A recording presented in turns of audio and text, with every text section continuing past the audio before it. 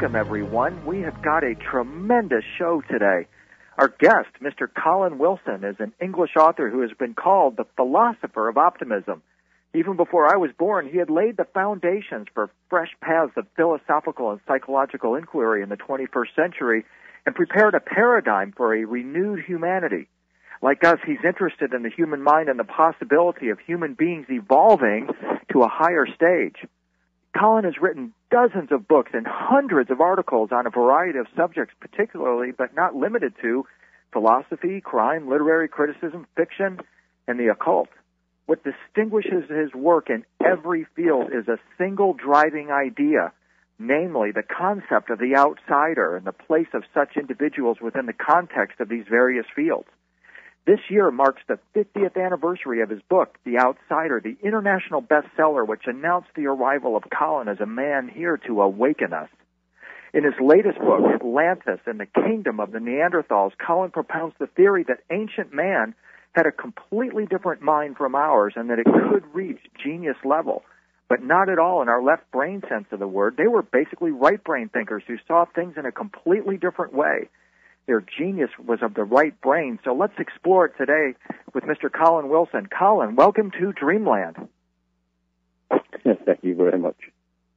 It's a true pleasure and an honor to have you here, sir, and we're delighted that your new book is out now and people are able to access this incredible wealth of information that you packed into these 300 pages. It's just it's a marvel of kind of your genius to be able to weave so much disparate information together. It's really the result of about 10 years' work, because I started working on this whole subject of ancient civilizations in 95.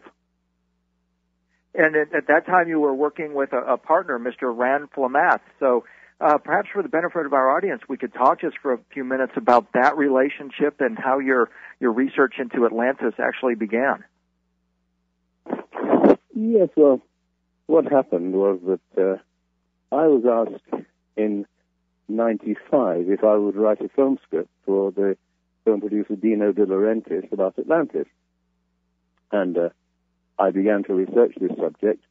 Then I heard some interesting news that a writer called John Anthony West, whose books I knew, had come up with the conclusion that the Sphinx is several thousand years older than anybody had thought. Apparently, he'd taken an expert with him to look at the site of the Sphinx, and the expert had said, the Sphinx is not weathered, as everyone assumed, by wind-blown sand, but by water. Now, if the Sphinx was weathered by water, when there hasn't been any heavy rain in Egypt for thousands of years, then certainly it seems to imply it's a great deal older than anybody thought. Mm-hmm. And so he pursued this, and actually, as I say, took an expert with him to look at the Sphinx, and the expert said, yeah, sure, yes, that's definitely water weathering and not wind-blown sand. And now all of this excited me very much, because John West had come up with the conclusion that, in fact, the civilization of Egypt derived from a much older civilization. You see, we know that the civilization of Egypt began approximately, say, 3000 BC. Now, if this estimate of the age of the Sphinx was correct, which was somewhere around 7000 or 7500 BC, then obviously there must have been a much older civilization around then. And John West's view was that in all probability that civilization was the civilization that Plato called Atlantis. Mm-hmm. I found all this very strange and fascinating, because I'd always been deeply interested in this notion that our ancestors may well have had a far deeper intuition than we have, and that they knew all kinds of things we don't know as a consequence. I'd known for a long time that man seems to have lost many of his vital powers, simply because he doesn't need them in a civilization like ours. It seems that, for example, the tiger hunter Jim Corbett said that he developed a thing which he called jungle sensitiveness, which told him when there was a tiger lying there in wait for him, and this saved his life again and again. Now, we don't need jungle sensitiveness in modern civilization, so this is one of the faculties that we lost. And my feeling that people a long time ago had quite a different way of approaching the universe from ourselves, in fact, basically, of course, a right brain way and not our left brain way, made an enormous difference. Now, among the people I got to know fairly well back in the 1970s was the poet and novelist Robert Graves. Oh, yeah. And Graves had written a book called The White Goddess, in which he'd argued that the ancient culture was basically a lunar culture, and that this lunar culture was, so to speak, a culture of intuition, and that, in a sense, the White Goddess is the goddess of poets. And this was the starting point of a book of mine called The Occult, which I wrote in 1969 and came out in 1970. And this was its basic argument. So this new discovery about the age of the Sphinx really just fitted into what I'd already been saying for a long time, that we had, in a sense, evolved beyond this kind of intuitive knowledge into a far more sort of blazing daylight knowledge, a sunlight knowledge, nothing like the lunar knowledge that our remote ancestors have possessed.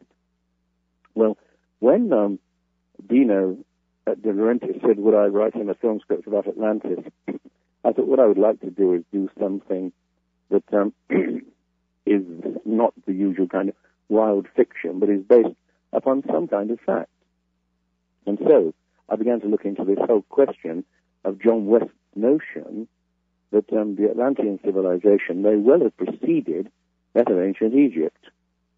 And at this point, and this is one of the many weird coincidences that happened during the course of this book, John West himself contacted me and sent me an article in a magazine about this fact that the Sphinx appeared to be far, far older than anybody thought. He didn't know that I was researching the subject. He didn't know that I was interested.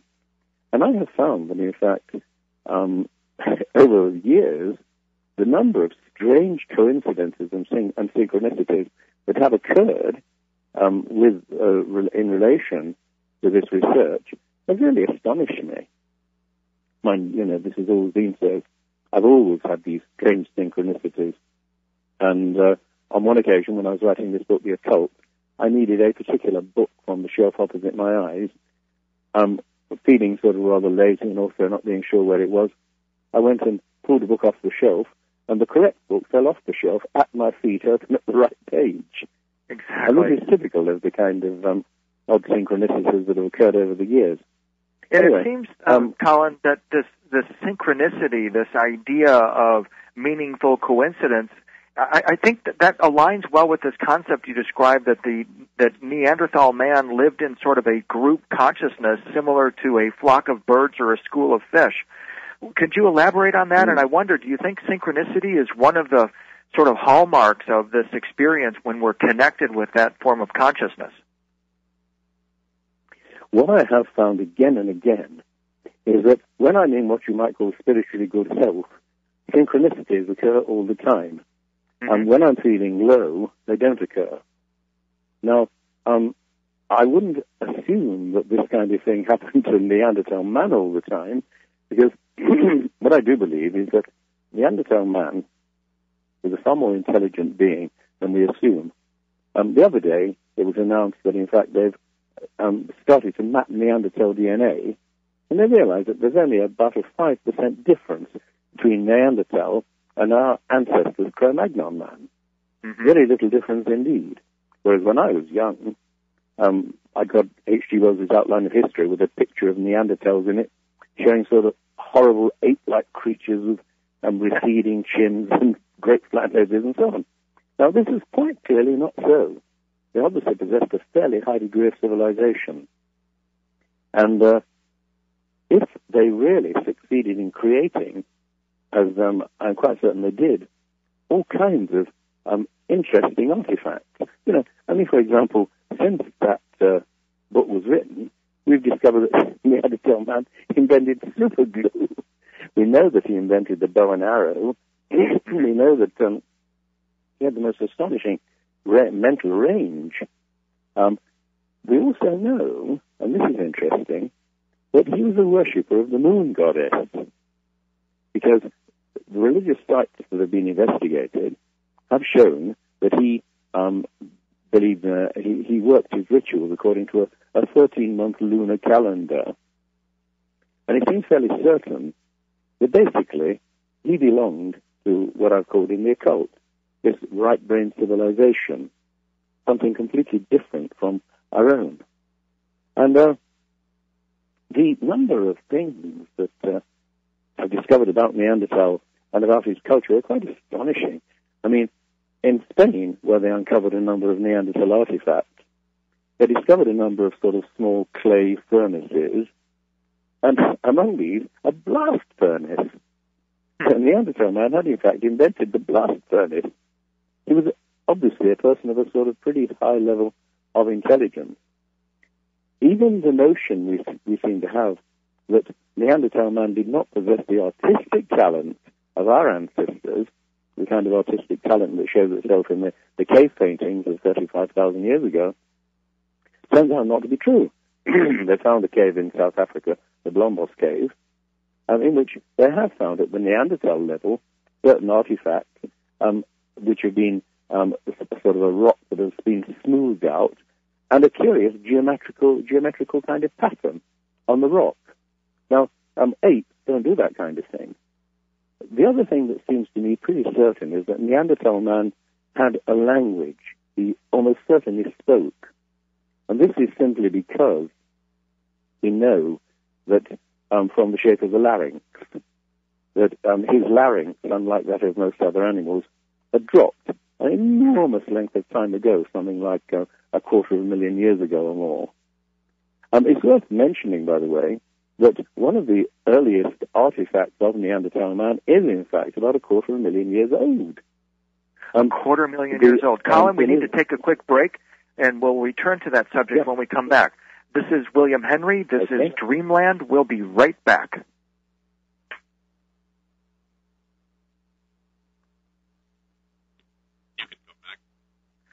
This is William Henry. This is Dreamland. We're continuing with Colin Wilson.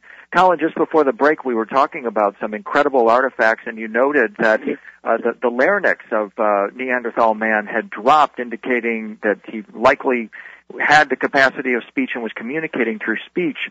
And one of the things that I wanted to talk about in relation to this whole idea of the artifacts and the mindset of the Neanderthal is this shamanistic connection that you bring up in the book. Recently, we've had some incredible conversations about shamanism on Dreamland, and we've been learning about various techniques, including one that you write about, the ayahuasca potion that enables us to make contact with the ancient ones. And so in that sense, your new book fits neatly with the conversation that we've been having recently. Why don't we talk about that aspect of it as well, in terms of the mythology of the Neanderthal and how they understood a more powerful reality that we have forgotten, that you suggest might have been actually the powerful reality of Atlantis? Well, the shamans are obviously basically priests. And one of the most interesting things about our ancestors, yours and mine, was that, in fact, they had created a religion in which they must have had priests, and that the famous cave drawings were not, in fact, artistic creations, but were simply created in order to aid the hunting ritual. They therefore had their priests. Now, what they have discovered in a cave, and the name has, for the moment, gone out of my head, is some 75,000-year-old Neanderthal artifacts, including a large stone chest full of bear skulls. The number of bear skulls around the place, number 13, which is the number of lunar months in the year. Mm-hmm. And it seems fairly certain that they also had their priests. They had a religion, and if you had a religion, then you have priests. So it does look as if the difference between ourselves and Neanderthal is very, very slight indeed. And in some respects, I suspect that they, knew better than we did. Because as soon as one begins to develop this left brain faculty, somehow we begin to lose the contact with the sort of deeper self. This is something that I discovered years and years ago in myself, that as a writer, you start off trying very, very hard to master language. You write something that you think is really pretty good. Then you look at it the next morning and, it's absolutely horrible. And you begin to get this despairing feeling that there's nothing you can do about this. You somehow cannot capture your visions, your insights, your intuitions in words. But if you persist, and if you're a writer, there's nothing else to do but persist, gradually and very slowly you'll get good at it. And what you begin to realize is that you contain two people inside you, one of whom has the intuitions, the sudden insights, and the other of whom somehow turns those insights and intuitions into words. Mozart once said that all of his music just walked straight into his head, and all he had to do was write it down. Now, where did it come from? The answer is pretty certainly the right side of the brain, that dark side of the brain, which is totally unknown to us. You see, we live in the left side of the brain, and we get used to thinking of ourselves as left-brain creatures. Now, Neanderthal man, I think, was far less of a left-brain creature. He had to be a left-brain creature to some extent to cope with life. But basically, he lived in a kind of darkness, which was probably associated with the part of the brain called the cerebellum. So, really, you have to think of a completely different kind of creature who lived a completely different kind of religious life, and yet at the same time was the highest creature that then existed on the earth. As I say, this Bericat ram, a kind of statuette, almost certainly of the moon goddess, is 250,000 years old. Incredible. So we're talking about intelligence dating back long, long before we thought. Incidentally, let me add, though, that the more I've looked into this subject, the more I've become convinced that, in fact, there were many intelligent people around on Earth long, long, long before any of the scientists really accept. So, sorry, my bloody watch went off, completely confusing me. So it does seem to me that we ourselves have lost an enormous amount in becoming the kind of highly intelligent creatures that we are. But it has also all seemed to me that if you can learn the right technique, you can get back to this older self. And once you get back to the older self, all kinds of interesting things begin to happen. You begin to find that, for example, you're far more intuitive. As I say, these rather weird coincidences tend to happen to you. You often feel, like Mozart, that ideas walk into your head, and almost as if you're little more than a mouthpiece. Bernard Shaw once said that he felt he was no more than a stenographer writing down somebody else's instructions. Yeah, John Lennon said something similar. Who? I'm sorry, yeah, John Lennon said something similar about the Beatles songs, that he didn't feel like he wrote a lot of those songs. He just simply wrote them down. He transcribed them. How do you perceive then this Neanderthal type of consciousness? Would you align it with some of the work that you did on peak experiences? And would you go so far as to say that ecstasy was and joy and bliss was what their primary state of consciousness that they dwelled in, or was it more of a fear-based sort of existence, or was it perhaps somewhere in between? Certainly, the peak experience is of immense importance when you begin to think of these kind of things. You see, the thing I discovered when I started writing The Outsider 50 years ago is that I was living in a deeply pessimistic civilization that had come to take a sort of pretty low view of human nature. I mean, the most famous writer of this time was Samuel Beckett, whom they gave the Nobel Prize for telling us that life is totally meaningless. And this kind of thing has continued ever since then. Continued and gone downhill. Now, it seems to me, even in those days, that there was something that I could do about this. Because what we're really talking about is free will, human freedom. And, of course, it seemed to me that science, particularly Freudian psychology, had more or less abandoned this notion. And then what happened, as you say, is that Abraham Maslow, the American psychologist, contacted me and told me that he'd got very interested in studying healthy people instead of sick people, because sick people talked about their sickness all the time and healthy people didn't, so he wanted to find out about them. And when he studied healthy people, he quickly discovered something that no one had ever discovered before, and that is that the healthy people had with great frequency what Maslow called peak experiences, these bubbling experiences of sheer overwhelming happiness. But he also discovered another very interesting thing. When he began to talk about this to his students began to remember peak experiences they'd had in the past and to describe them to one another, and they immediately began having peak experiences all the time. Incredible. Now, it seems perfectly obvious to me that if our civilization tends to think in terms of negation and misery and so on, then we're not going to have peak experiences. If you can somehow persuade people to start thinking in terms of peak experiences, you're going to change everything. And this, of course, is what I've spent 50 years of my life trying to do. And one of the things that you note that is a key to manifesting these peak experiences, I mean, there's lots of meditation exercises and so forth, but one thing you noted that is perhaps the most important is to have the precise knowledge of what you want to achieve and then to calculate how to get there. Talk about that and the importance of that. It sounds so simple, but it's absolutely brilliant. Well, that realization came to me when I was fairly young.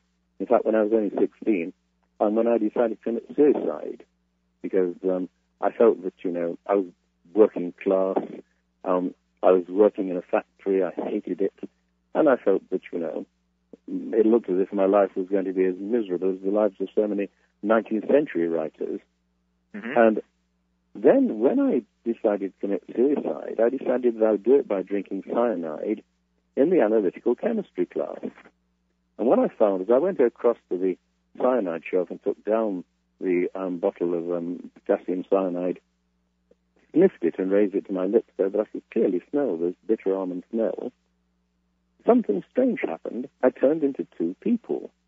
Wow. One of them was this sort of bloody, silly little idiot called Colin Wilson, who was about to kill himself. And the other one was me, who was standing beside him, and who recognized that I didn't give a damn if he killed himself or not, because he seemed such a fool. But on the other hand, if he killed himself, he'd kill me too. And that definitely was not on.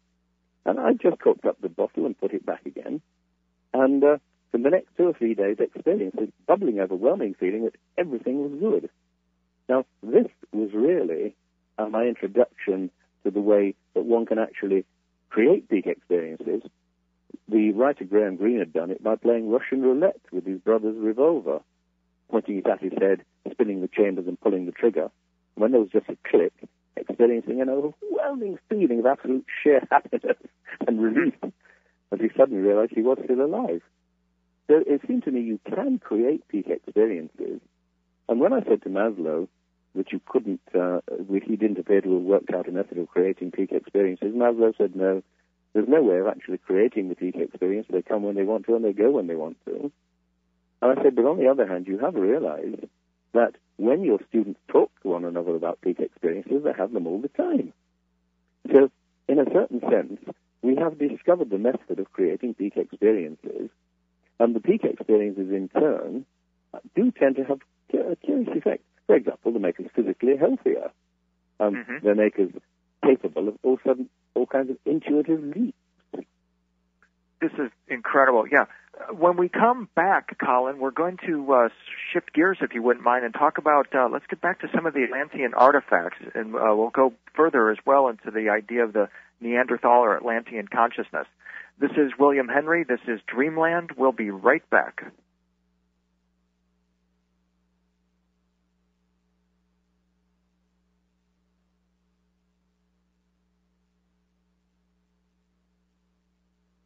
This is William Henry. This is Dreamland. We're continuing with Colin Wilson. Colin, in this segment, I'd like to get back into Atlantis and the kingdom of the Neanderthals and talk about some of these incredible artifacts that the discoveries of these artifacts that you've recounted in the book. One that is particularly noteworthy and newsworthy, in fact, is the discovery of this strange green Libyan glass. Let's talk about that for a moment.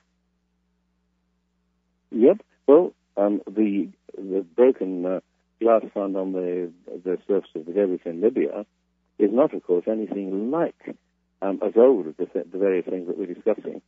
Let me say here that this title, Atlantis and the Kingdom of the Neanderthals, is not supposed to indicate that I think there was any direct connection at all between Atlantis and Neanderthal. I'm merely saying that Neanderthal almost certainly created the civilization from which Atlantis sprang. Atlantis, pretty certainly, if we believe Plato, was somewhere around 10,500 BC, which was the time when it went down. Mm-hmm. Neanderthal, of course, had disappeared some 20,000 years before that. So, but the desert glass, the Libyan desert glass, appears to sort of date back about 6,000 BC, something like that, at a time when there should have been no kind of culture in that part of the world. That is in, the Libyan and Egyptian desert. And scientists have no idea how this glass was formed, how it got there, or who made it. In fact, recently there was an Austrian chemist who had established that the glass had been formed at a temperature so hot that it could only have been formed by a meteorite.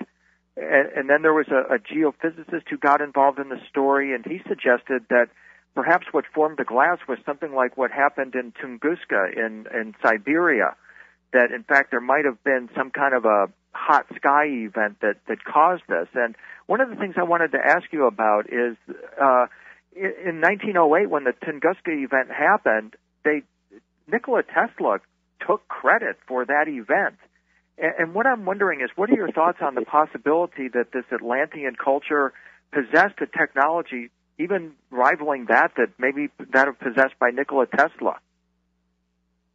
I think that this is perfectly possible, simply because I think that all kinds of strange possibilities were there because of this ability that we have to do things intuitively.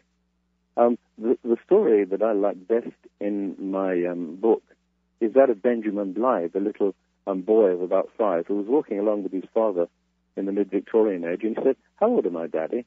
And his father told him exactly. And about 5 minutes later, Benjamin said, "In that case, I must be," he gave the exact figure, but it was about 190 million seconds. His father wrote it down on his cuff. When they got home, he worked this out and said, no, you're around about 170,000 seconds out. And his boy said, no, you've forgotten the 2 leap years. This kind of thing indicates that we possess weird mental powers, this ability, which Robert Graves also talks about, to lead quite directly to some conclusion. The part of the brain that seems to have gone more or less dead in modern man, but which I'm pretty convinced that ancient man possessed a great deal of. Now, this business of huge numbers, again, fascinates me, simply because in the mid-19th century, when they were digging at a site which they later discovered was the city of Nineveh in what is now Iraq, they discovered an enormous number, 15 digits long, which in the temple of Ashurbanipal. Now, no one could imagine what these ancient people were doing with a number as big as that, until a space engineer called, Maurice, sorry, the name's going out of my head again, but Maurice Chatelain. Became so. Sorry, yes, Chatelain, yes. Maurice Chatelain began to study this number. He was incidentally a space engineer who'd organized the communication system on the first moon rocket. And he began to study this enormous number with a computer, and immediately discovered that it wasn't just some kind of casual number. It could, in fact, be reduced to sort of, I can't remember what it was, but it was something like 60 times 7 to the power of 12 or something like that.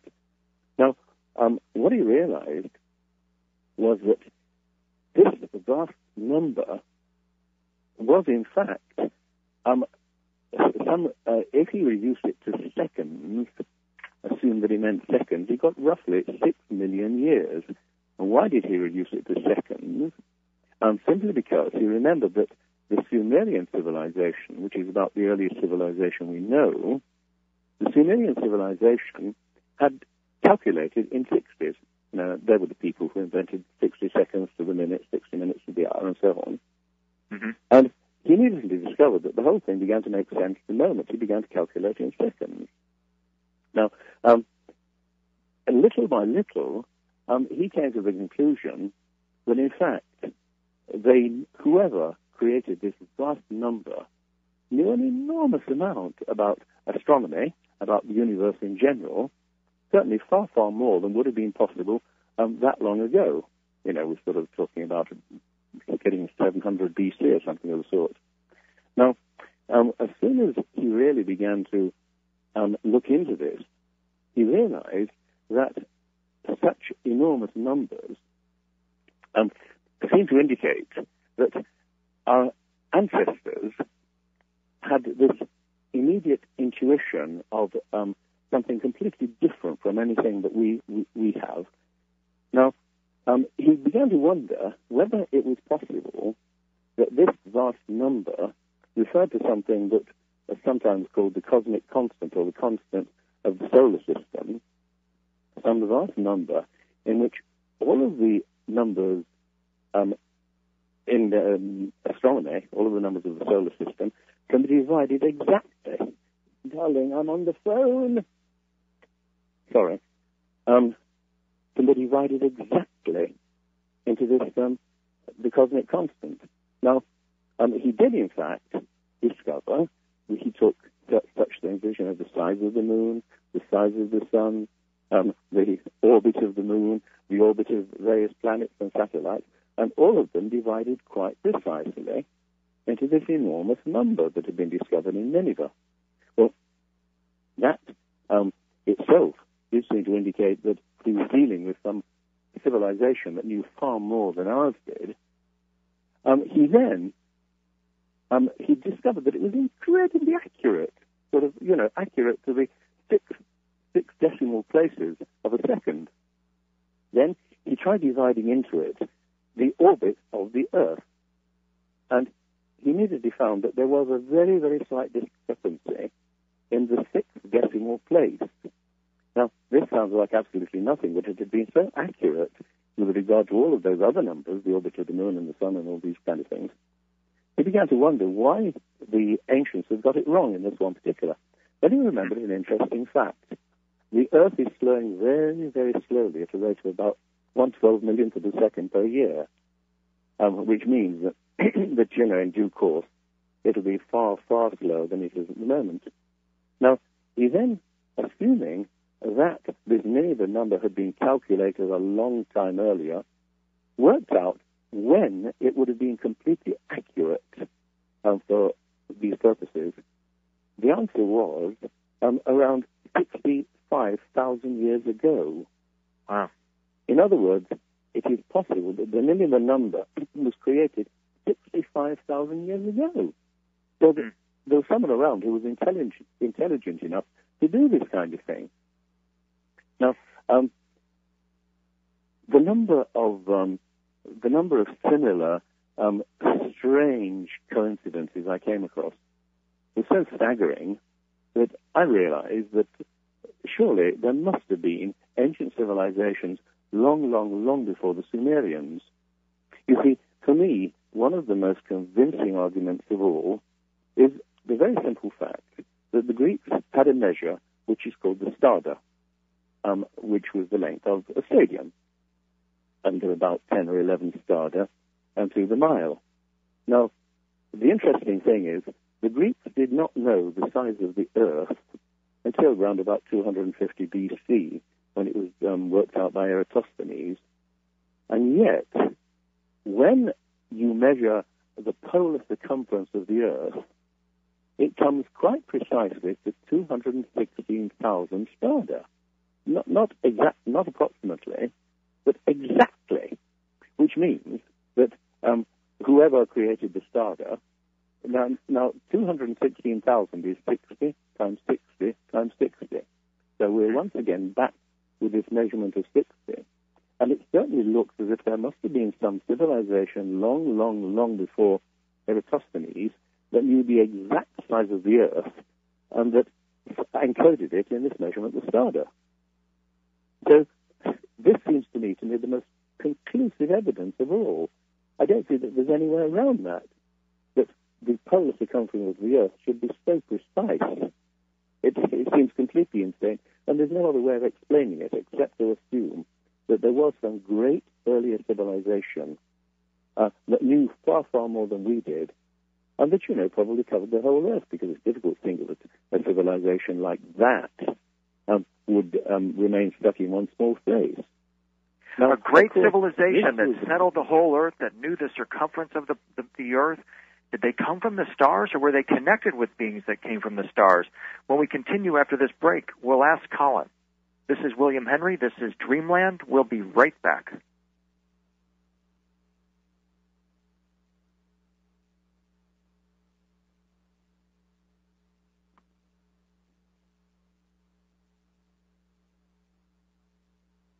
This is William Henry. This is Dreamland. We're continuing with Colin Wilson. Colin, just before the break, we were talking about this incredibly advanced knowledge and precise knowledge that the Neanderthals appeared to have had concerning the circumference of the Earth. When we're talking about the vast kind of time frame that you're describing here, notions or thoughts of Zecharia Sitchin and his work concerning the Anunnaki automatically come to mind, especially since they are considered to be the creators of the Sumerian civilization. In your work, did you look to any particular places in the stars as a possibility for a place where the Neanderthals might have connected with star beings, or perhaps where even star beings came to Earth and connected with the Neanderthals and bequeathed to them some of this knowledge, or taught them how to access some of these deep reservoirs of capability within our brains? Well, I'm sorry to disappoint you here, because obviously you're hoping that I'm going to say yes, definitely. But there is one fact that militates against this notion that it all came from outer space. And incidentally, Maurice Chatelain believed that it came from outer space, and he called his book Our Cosmic Ancestors. Mm-hmm. And he believed that they came to Earth. But there's one very good reason why I do not believe that they came to Earth from outer space. That is, one of the things that fascinated ancient man was the precession of the equinoxes, and the fact that, the slight wobble on the Earth's axis causes the Earth to change its relation to the stars that its axis is pointing towards over an enormously long period of time. Now, ancient man obviously felt that this was terrifically significant. He felt that it was a glimpse of the mind of God, or of the gods. Now, surely, if there had been highly intelligent beings from outer space, they would have said, oh, no, it's nothing to do with the mind of God. It's merely the fact that your Earth's axis has a little wobble on it. And so the end of the axis points in the sky and goes around in a circle over the course of 25,000 years. So that, you see, is the reason that I cannot believe that this thing came from outer space. And you say to me, well, okay, so what do you believe?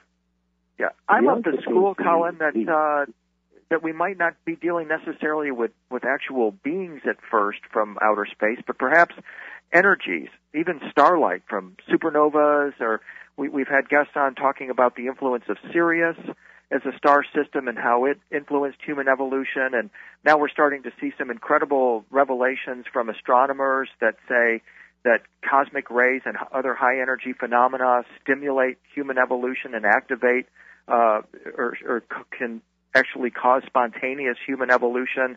One of the star systems that you focus on in the book is the Pleiades, and you referenced the incredible work of Stan.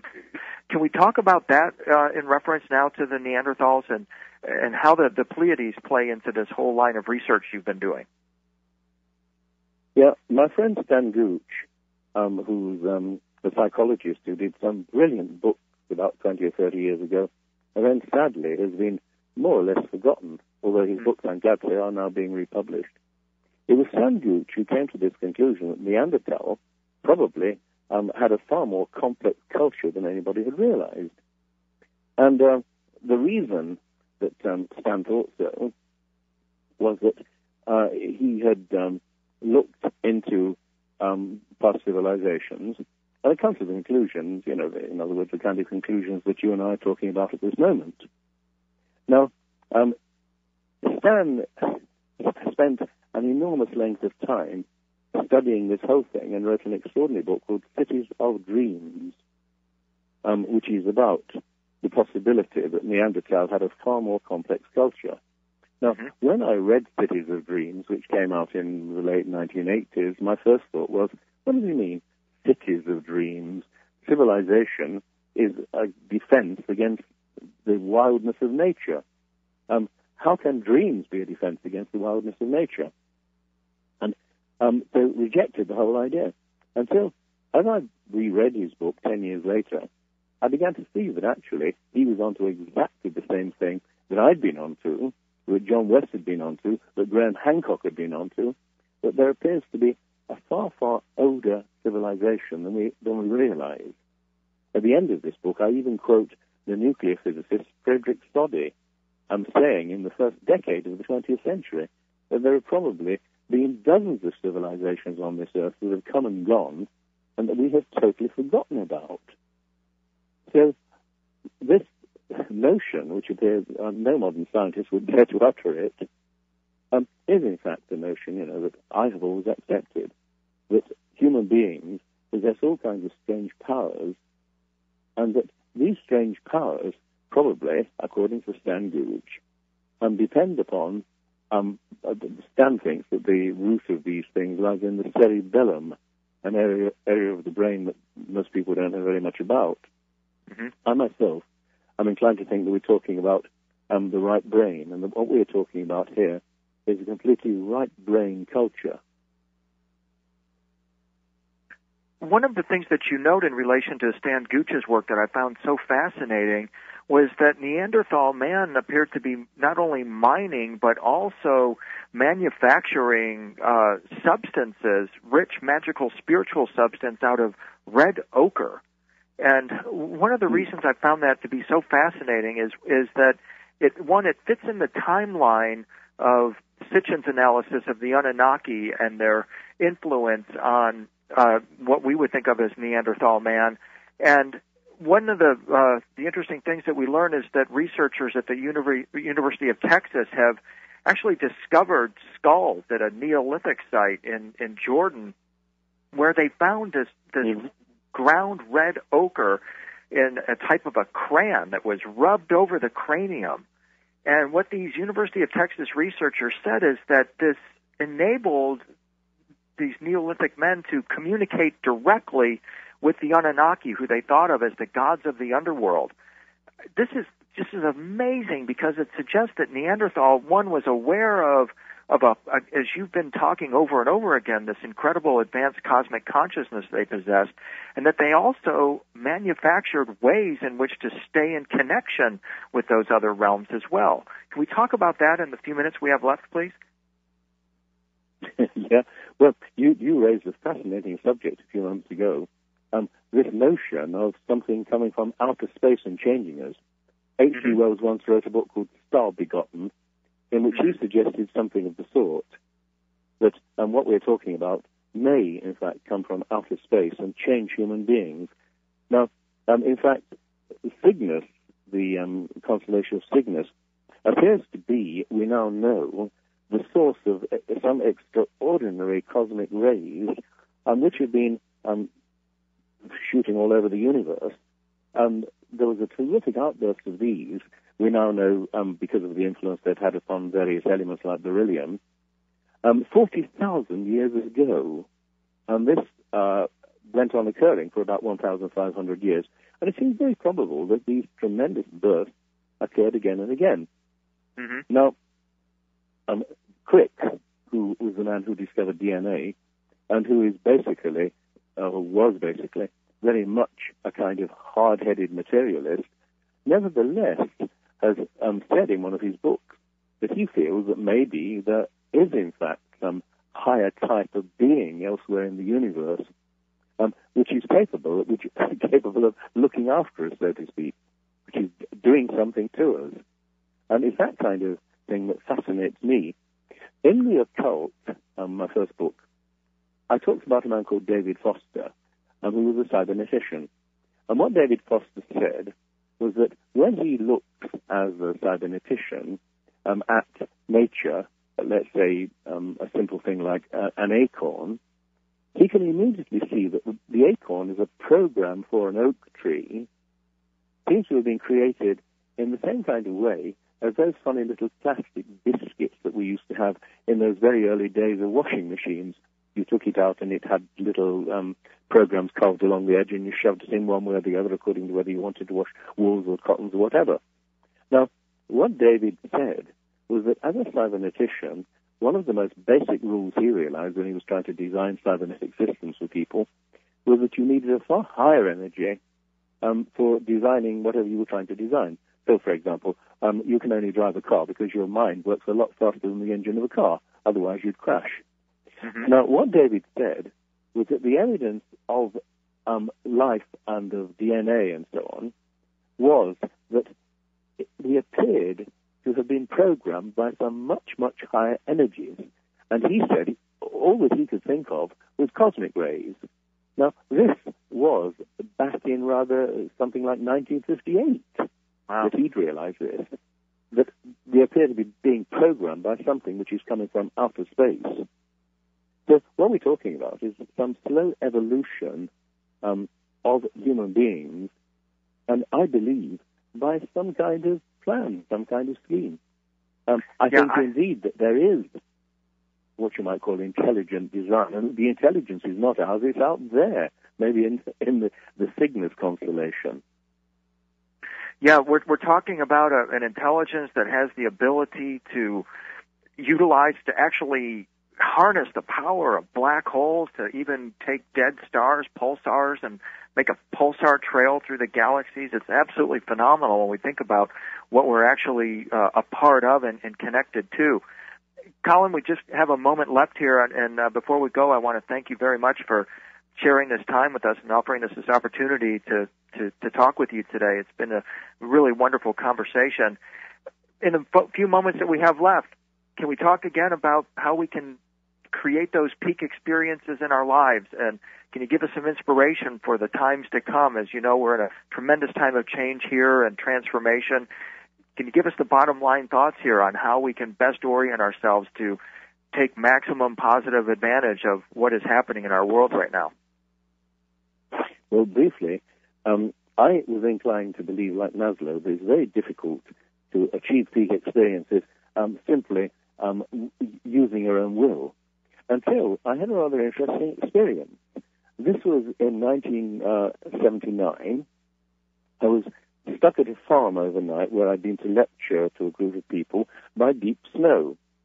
When I managed to get out of the farm the following day, I was forced to drive down the road extremely slowly because the narrow country lanes were deep in snow, and I knew that if I wasn't very careful, I'd end in the ditch and probably spend the night there. So I just concentrated and concentrated and concentrated as I drove along. And I concentrated for something like 30 miles until finally I came out onto a big main road which had been churned up by the wheels of vehicles. Now, when I relaxed, I suddenly realized an interesting thing.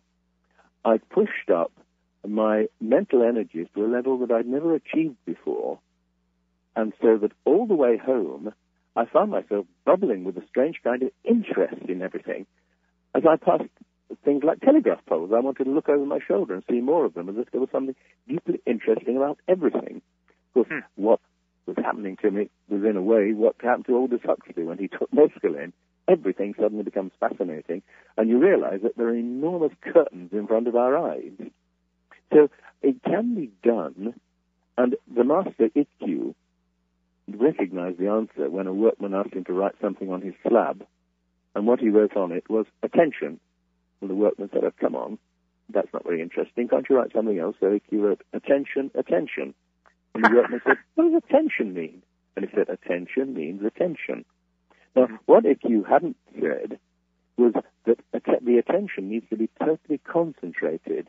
And what I have slowly discovered is that, in fact, I can, even on my drive to the supermarket, get myself into a state of concentration where, over the course of something like half an hour, I can experience this sense of a much wider vista of consciousness. It can be done, and you can get in charge of it. And what's more, it tends to be a feedback process, because the more enthusiastic you become about it, the easier it becomes to do. So I really believe that human evolution is something that we are now in charge of. We are pretty close to being able to do the most amazing things. Wonderful. Well, once again, Colin, thank you so much for joining us, and best of luck to you in the future, and we'll look forward to talking with you again. This is William Henry. This is Dreamland. Next up, Linda Moulton Howe.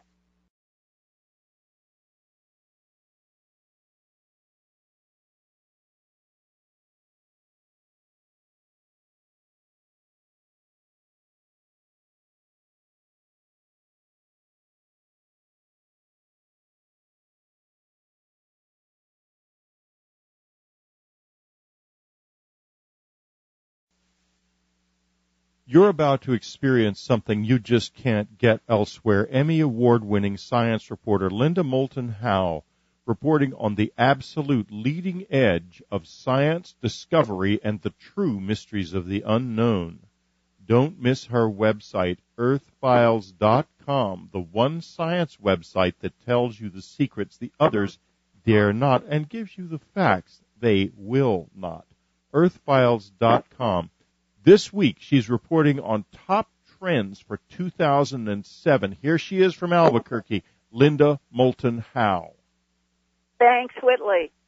As 2006 comes to an end, the Trends Research Institute in Rhinebeck, New York, has released its list of top trends for 2007. The editor and publisher of the Trends Journal is Gerald Celente. USA Today, CNBC, and other news media call Celente one of the best trend analyzers in the business. His annual trend lists have accurately forecast several American and world events. For example, in his 1997 book, Trends 2000, Gerald Celente warned that the Soviet black market could literally blow up in the world's face if Russian-made suitcase nukes were sold to terrorists. He also predicted the 1998 financial collapse in Southeast Asia that caused great turmoil in the United States and global markets. Before the American military attacked, Celente warned that a move into Iraq could be disastrous. He also saw the danger in growing third world populations where animals and people live closely together, setting up conditions where new viruses and bacteria can emerge and cause pandemics like the 1918 swine flu. Soon after that trend warning, millions of chickens in Hong Kong had to be slaughtered to prevent the new and lethal H5N1 avian virus from spreading in poultry. Now, a decade later, bird flu has spread around the world, and Iraq seems to be spiraling out of control into complicated civil war, which might bring Iran, Syria, and Saudi Arabia into a full-scale regional conflict. The world is obsessed by terrorist threats, possible nuclear attacks, and what will happen to economies if a nightmare explodes. While the United States is struggling to pay for the Iraq war and to maintain its weakened influence in world affairs, other nations, such as China, are leaping forward with economic vigor. In fact, at the top of Gerald Celente's top trends for 2007 is China America. The 20th century was called the American century, and it really did belong to America. After World War II, there was no one to rival the United States. As we found out, the Russian bear was really just a flea-bitten old dog, and their strength was really boosted artificially by the CIA and other organizations, because when the Iron Curtain came down, it was apparent that it was only the United States that was the world heavyweight, economically and militarily. As we enter into the 21st century, the situation has changed. China is moving into the position of becoming, within decades, the world economic heavyweight, and they're going to be a military contender. And the irony of all this is that China is becoming more like the United States, and the United States is becoming more like China. And let me explain. Today in China, the energy, the enthusiasm, the zeal of people that have been freed from enslavement, first by foreign powers and then by dictatorial governments, have now been set free. And it's kind of like America in the 1950s, the entrepreneurial spirit, the boom times, the feeling that they can achieve anything, a can-do attitude. Conversely, in the United States, the situation is reversed. The can-do spirit is gone. Entrepreneurism is very difficult to achieve in a society where the cost of entry into business is so high because of all of the government regulations and restrictions. It's very hard for a small entrepreneur to get started without having, almost $100,000, particularly in the retail field. So it's very hard to break through. And then you have a reversal of roles. In China today, they're encouraging the entrepreneur to think for themselves and to become what they can become. In America, what's happened? Well, look who gets the tax breaks. The top people get the tax breaks. Who gets the big loans, the guarantees, the tax write-offs, and the amenities when a big company moves into an area? Well, they give it to the big company in America. They don't give it to the small guy. You want to build a stadium? We'll give you all the grants, tax breaks, and money that you need. But you can't give it to the little guy. A big real estate developer now, according to the Supreme Court of the United States, could come into your community, take your home away from you. Under the laws of new eminent domain, the city or state can say, no, it's a better deal, it's a better economic benefit to give it to the big guy than the little guy. So the centralization, the big corporate big brother, has now become what used to be in China has moved to America. Now, you look what's going on with China. Again, they're very reminiscent of the old USA. They're moving into Africa, developing huge rail projects in places like Nigeria. They're moving into South America. In part of this whole issue of the declining and controversial influence of America now on this planet is another one of your trends, medical tourism. Can you explain that further? Well, they call it medical tourism because people in the United States are going to foreign shores to get medical treatment. Right now, the major part of the business is with dental surgery and cosmetic surgery. And because the prices abroad, just as the prices abroad to get manufacturing done are so much cheaper, well, the same is with medical tourism. People could go overseas and get that hip replacement, knee replacement, whatever it might be, for a fraction of the cost of what it costs in the States. In the United States, we have, some 44 million people without health insurance. So when you need medical treatment, where do you go? Well, you go to the same place that the manufacturers are going. They're going offshore. And this trend is just beginning. They're estimating in 2007 about 750,000 people will be going abroad for surgery of some kind. And we think it's going to continue. This is just the beginning of the trend. Also, when we're looking at comparable health facilities, when it comes to post-operative care, they outrank the United States in terms of how they treat the patient afterwards. So this is going to be a huge business. And as you are describing this turning to other parts of the world for Americans to get cheaper medical care, you were describing as a big trend in 2007, systemic recession. Yes, the economy is only going to get worse in the United States. We all know the numbers, and the numbers don't lie. The median household income in the United States is 5.4% below what it was in 1999. That's like a $3,000 a year loss after inflation. The gap between the rich and the poor is the widest in the United States than any other nation. So while you may see growth in the U.S. according to the numbers, In reality, the paycheck-to-paycheck everyday worker is losing ground.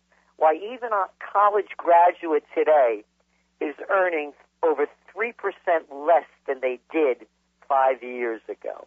So by every measurement, the average American family is already in a recession. And then we look at the engine that pulled the United States out of the 2001 recession, and that was the housing market, that big housing bubble. Well, now that bubble is burst. People borrowed against their homes with home equity loans. Now they have to pay them back. By every indicator, you name it, housing construction in the United States, the real estate business is in a recession. So we're going to see a long-term recession that's just going to keep eating away at the American consumer. You talk to the average person, they're in recession. They're borrowing money just to pay off their debt. And meanwhile, Wall Street keeps blasting that everything is fine because Wall Street is going up. And yet this seems to be an underscore of this huge disconnect between the tiny minority that use Wall Street and everyone else in the United States that's looked at as sort of hamsters in the economic cage. And that, I think, is a good description of what you call a 2007 trend in the United States as the plantation economy. That's right. Just like the old antebellum South. And that is the folks on the plantation who own it. They're doing fine. It's never been better. But for the rest of the folks working on the plantation, it's not like the old Walt Disney movies singing zippity-doo-dah as they're going to work every day. Look at the gap between the CEO and the average worker. When I began my career in the late 1960s, the differential between the CEO and the average worker was about 25 to 1. Today it's over 400 to 1. All of the economic cream is going to the top, and the rest of the folks are just working on the plantation. They're getting fed, they have their housing, but they have to work longer and harder than ever before. And by the way, that's a fact. They're working longer and harder than ever before, 180 hours more than they were about 20 years ago. We're working 9 full work weeks longer than the Europeans, and we're falling behind at every measurement, whether it's education, health care, you name it, quality of life standards. The United States ranks about 14th in the world, 37th in health care, 43rd, I believe, in infant mortality, 27th in longevity. So things aren't that good on the plantation. People know that things are wrong, that priorities are wrong, that they are struggling too hard, that the government seems to be in control no matter what they say, no matter what the vote is. And is that why on your list of top trends in 2007 that you've got old school is cool? Yeah, partially. There's a lot of people that are understanding that things aren't so great today. They're saying that the 50s and 60s was a much better time in America. The equality levels were much greater as far as economics goes. So people are looking back to the good old days. And we're finding it, by the way, also in movies and music. And we're seeing a lot of young people going back and finding, for instance, jazz greats that they're emulating and learning from. We think we're on the course of change right here, and that we've bottomed out for the worst, and we're starting to move toward the better. And yet looking back never solves the crises of the present. And that is a question that is on so many people's minds today. How do we change the United States? How do we put the post-9/11 genie back in the bottle and return the United States back to an entrepreneurial, freer spirit in which it is not turning into such a class nation? And that leads to one of your big trends in 2007, and that is the question of emerging Internet candidates. That's right. This all ties together. How can we do it? It's very simple. Think for yourself. And what's happened is the Internet is becoming the new Alexandrian library. That famous library that was built by Alexander the Great around 300 BC that was burnt down 700 years later, was said to held all the ancient wisdom of the world. Well, now the Internet is holding that ancient wisdom again. Rather than the 500,000 books that the Alexandrian Library held, today the Internet has billions of books and trillions of pages. You can find the information and decide for yourself what's fact and what's fiction. And we're going to see, we believe, an Internet candidate that's going to run outside the two-party system. By the way, the latest CNN Gallup poll came out. Only 15% of the people have any high regard for Congress. That's how low it is right now. They are looking for a new way. And an Internet candidate with an Internet party, we believe, is going to emerge in 2007, going into 2008. And the difference with this campaign is it's not going to be about the personality. It's going to be about the principles and the facts and what the platform is. And we think it's going to be the beginning of a third-party movement in the United States. And how does this relate to another top trend, 2007, and you call it techno-tribalism? Well, what we call techno-tribalism, you see it already with these places like MySpace.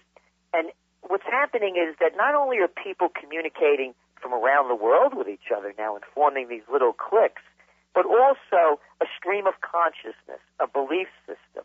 And we believe that this techno-tribalism is going to unite people in ways via the computer that we've never seen before. And they're going to have a very strong voice in organizing and bringing people together to bring changes that they want. They're going to be able to ally a lot of forces. And we have to put the whole Internet into perspective. When I wrote Trends 2000, it came out in 1997, words like portal and e-commerce didn't exist. When you go back into the end of the 20th century, there was only like 17% of the people had Internet access. This trend is just being born. The Internet is going to, as long as it's free and as long as it's not controlled by the government, we don't know what's going to happen in the future. We're going to see a people's revolution that won't be able to be stopped. And we think techno-tribalism is the foundation of that. And do you think then that one of the issues on your top trend list in 2007, which you call Re-United States, putting this country back together so it is not so 50-50 divided as red versus blue, is that something you see growing out of the techno-tribalism? Absolutely. It's definitely part of it, but it's also an issue of people, again, thinking for themselves. When you look what happened in the midterm elections and you analyze the results, it was a repudiation not only of the Republican Party, but of the hypocrisy of these evangelical Christians that got caught with their pants down and crystal meth in their pockets.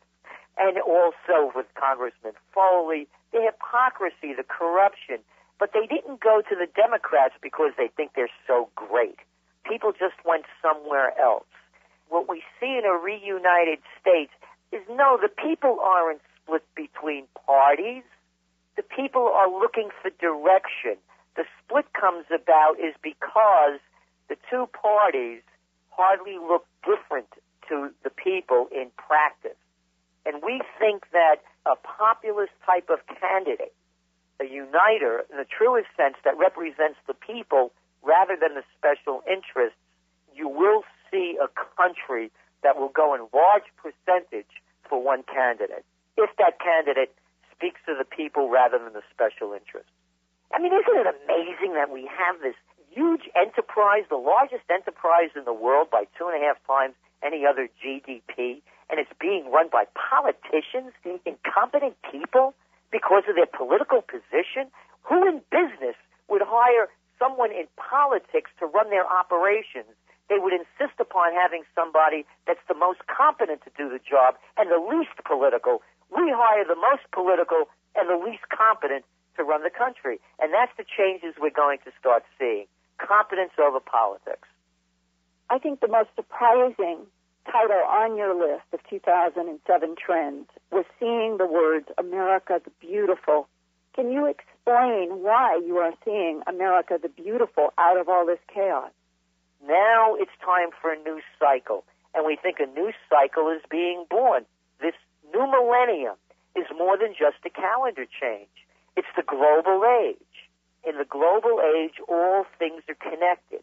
And Americans are breaking out of the habit, finally, of thinking that we're the center of the universe and that we are the only ones that know what's good for everybody else. So we think the United States is going to start getting its house back in order and that the people are going to become more active. And matter of fact, that's going to be one of our next trends in the next Trends Journal that'll be out in a couple of months. This is the baby boomers' last chance. The leading edge of the baby boomers have become a parody of everything that they hated when they were young. And if you believe in existentialism, whatever religion, karma, whatever it might be, you know, the whole idea is to leave this earth on a high note. And whether it's the Quran, the Bible, Jesus, Buddha, Muhammad, there is no salvation for the hypocrite. And the baby boomers are now hitting their 60s, and they're looking at the hypocrisy of the lives that they're living compared to the lives that they said they were going to live. And we think that that leading edge of the baby boomers, the first wave, are going to start changing course and demanding a change in society, and they're going to become active again. And we think that the wealthy baby boomers in their late years are now going to start putting their money where their mind was when they were younger and had the ideals for a better life. And if the United States is going to flower into something more beautiful again, there is one bright note out of 2006, and this comes from the Institute of International Education. For the first time since 9/11, the number of new foreign students coming to the United States grew. And where were the most foreign students coming from? China and India. So, Whitley, it feels like we are in such turmoil that nothing beautiful could evolve anymore. But maybe Gerald Celente and the Trends Journal are right about seeing a turnaround in the spirit of this country, both fighting for the individual again and fighting for a new kind of spirit in government. Well, let's hope so. Linda, of course, as the population ages, people tend to cling to things and to be more resistant to change. So I wonder if he is right. We'll have to see in the future, I guess. Linda, it's been great having you on the show, and we'll talk again next week, I'm sure. But the ancient culture was basically a lunar culture, and this lunar culture was, so to speak, a culture of intuition. And that, in a sense, the white goddess is the goddess of poets. And this was the starting point of a book of mine called The Occult, which I wrote in 1969 and came out in 1970. And this was its basic argument. So this new discovery about the edge of the Sphinx really just fitted into what I'd already been saying for a long time, that we had, in a sense, evolved beyond this kind of intuitive knowledge into a far more sort of blazing daylight knowledge, a sunlight knowledge, nothing like the lunar knowledge that our remote ancestors have possessed.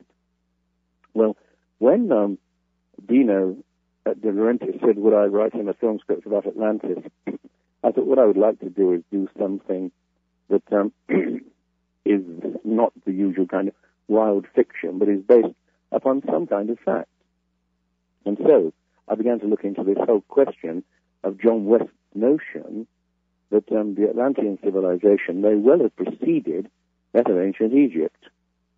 And at this point, and this is one of the many weird coincidences that happened during the course of this book, John West himself contacted me and sent me an article in a magazine about this fact that the Sphinx appeared to be far, far older than anybody thought. He didn't know that I was researching the subject. He didn't know that I was interested. And I have found that, in fact, over years, the number of strange coincidences and synchronicities that have occurred you see, we know that the civilization of Egypt began approximately, say, 3000 BC. Now, if this estimate of the age of the Sphinx was correct, which was somewhere around 7000 or 7500 BC, then obviously there must have been a much older civilization around then. And John West's view was that in all probability that civilization was the civilization that Plato called Atlantis. Mm-hmm. I find all this very strange and fascinating because I'd always been deeply interested in this notion that our ancestors may well have had a far deeper intuition than we have, and that they knew all kinds of things we don't know as a consequence. I'd known for a long time that man seems to have lost many of his vital powers, simply because he doesn't need them in a civilization like ours. It seems that, for example, the tiger hunter Jim Corbett said that he developed a thing which he called jungle sensitiveness, which told him when there was a tiger lying there in wait for him, and this saved his life again and again. We don't need jungle sensitiveness in a modern civilization, so this is one of the faculties that we lost. And my feeling that people a long time ago had quite a different way of approaching the universe from ourselves, in fact, basically, of course, a right brain way and not our left brain way, made an enormous difference. Now, among the people I got to know fairly well back in the 1970s was the poet and novelist Robert Graves. Oh, yeah. And Graves had written a book called The White Goddess, Mm-hmm. in which he'd argued, in relation to this research, has really astonished me. Mind, this has always been so. I've always had these strange synchronicities. And on one occasion, when I was writing this book, The Occult, I needed a particular book from the shelf opposite my eyes. Feeling sort of rather lazy and also not being sure where it was, I went and pulled the book off the shelf, and the correct book fell off the shelf at my feet, open at the right page. Exactly. And this is typical of the kind of odd synchronicities that have occurred over the years. And anyway, it seems, Colin, that this synchronicity, this idea of meaningful coincidence, I think that aligns well with this concept you described that Neanderthal man lived in sort of a group consciousness similar to a flock of birds or a school of fish. Could you elaborate on that? And I wonder, do you think synchronicity is one of the sort of hallmarks of this experience when we're connected with that form of consciousness? What I have found again and again is that when I'm in what you might call spiritually good health, synchronicities occur all the time. Mm-hmm. And when I'm feeling low, they don't occur. Now, I wouldn't assume that this kind of thing happened to Neanderthal man all the time, because what I do believe is that Neanderthal man is a far more intelligent being than we assume. The other day, it was announced that, in fact, they've started to map Neanderthal DNA, and they realized that there's only about a 5% difference between Neanderthal and our ancestors, Cro-Magnon man. Mm-hmm. Very little difference indeed. Whereas when I was young, I got H.G. Wells's Outline of History with a picture of Neanderthals in it, showing sort of horrible ape-like creatures with receding cheeks. Welcome, everyone. We have got a tremendous show today. Our guest, Mr. Colin Wilson, is an English author who has been called the philosopher of optimism. Even before I was born, he had laid the foundations for fresh paths of philosophical and psychological inquiry in the 21st century and prepared a paradigm for a renewed humanity.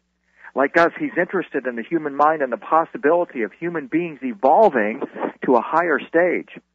Colin has written dozens of books and hundreds of articles on a variety of subjects, particularly, but not limited to, philosophy, crime, literary criticism, fiction, and the occult.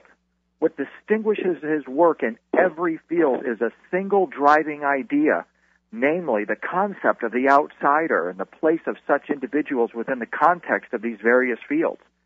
This year marks the 50th anniversary of his book, The Outsider, the international bestseller which announced the arrival of Colin as a man here to awaken us. In his latest book, Atlantis and the Kingdom of the Neanderthals, Colin propounds the theory that ancient man had a completely different mind from ours and that it could reach genius level, but not at all in our left brain sense of the word. They were basically right brain thinkers who saw things in a completely different way. Their genius was of the right brain. So let's explore it today with Mr. Colin Wilson. Colin, welcome to Dreamland. Thank you very much. It's a true pleasure and an honor to have you here, sir, and we're we're delighted that your new book is out now and people are able to access this incredible wealth of information that you packed into these 300 pages. It's just it's a marvel of kind of your genius to be able to weave so much disparate information together. It's really the result of about 10 years' work, because I started working on this whole subject of ancient civilizations in 95. And at that time you were working with a partner, Mr. Rand Flem-Ath. So perhaps for the benefit of our audience, we could talk just for a few minutes about that relationship and how your research into Atlantis actually began. Yes, well, what happened was that I was asked in 95 if I would write a film script for the film producer Dino De Laurentiis about Atlantis. And I began to research this subject.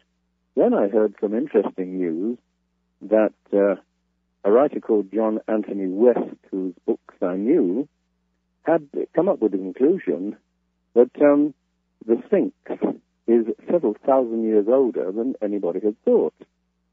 Apparently, he'd taken an expert with him to look at the site of the Sphinx, and the expert had said, the Sphinx is not weathered, as everyone assumed, by wind-blown sand, but by water. Now, if the Sphinx was weathered by water, then there hasn't been any heavy rain in Egypt for thousands of years, then certainly it seems to imply it's a great deal older than anybody thought. Mm-hmm. And so he pursued this, and actually, as I say, took an expert with him to look at the Sphinx, and the expert said, yes, that's definitely water weathering and not wind-blown sand. And now all of this excited me very much, because John West had come up with the conclusion that, in fact, the civilization of Egypt derived from a much older civilization.